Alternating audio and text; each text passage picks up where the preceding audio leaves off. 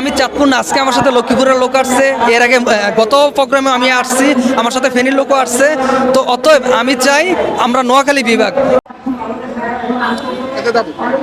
আমাদের নোয়াখালী বিভাগ নোয়াখালী চাঁদপুর, এখন জি। আমরা পরে চাঁদপুর, আমরা নোয়াখালী বিভাগ কেন চাই? আমি সব দিক থেকে নোয়াখালীকে মনে করি আমাদের জন্য বেস্ট। তারপর শুধু আমি চাঁদপুর না, আজকে আমার সাথে লক্ষ্মীপুরের লোক আসছে, এর আগে গত প্রোগ্রামে আমি আসছি, আমার সাথে ফেনীর লোকও আসছে। তো অতএব আমি চাই আমরা নোয়াখালী বিভাগ। আজকে মাননীয় উপদেষ্টা, উনি কিন্তু একার উপদেষ্টা না, উনি হচ্ছেন সবার উপদেষ্টা। উনি কিভাবে বলে কুমিল্লা বিভাগ চাই, উনি বললে সবার কথা বলতে পারে, উনি একা তো কোনো কথা বলতে পারে না। আজকে আয়তনের দিক বলেন, আজকে পুরাতনের দিক দিয়ে বলেন, যেমন নোয়াখালী 200 বছর পুরাতন, মানে সব কিছু দিয়ে আমি নোয়াখালীকে বেস্ট মনে করি। আজকে আমি চাঁদপুর থেকে আসছি, নোয়াখালী থেকে আসতেছে, লক্ষ্মীপুর থেকে আসতেছে, ফেনী থেকে আসতেছে। তো অতএব আমাদের নোয়াখালী বিভাগ চাই।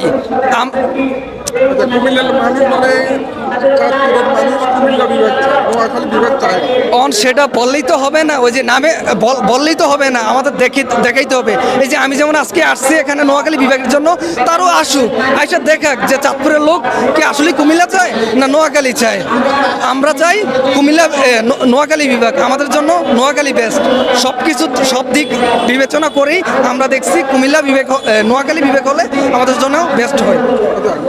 কোন বিষয়টা আপনার সব থেকে বেশি ভালো লাগে? নোয়াখালীর ভাষাগুলো ভালো লাগে।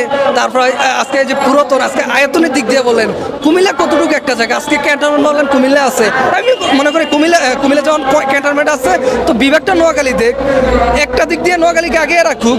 আর আজকে উনারা একা বলে তো হবে না, যে জায়গায় চাঁদপুর, লক্ষ্মীপুর, নোয়াখালী, তিনটা জেলা যেহেতু আমরা নোয়াখালীকে চাইতেছি, তো কুমিল্লা একা বললে তো আর হইতেছে না।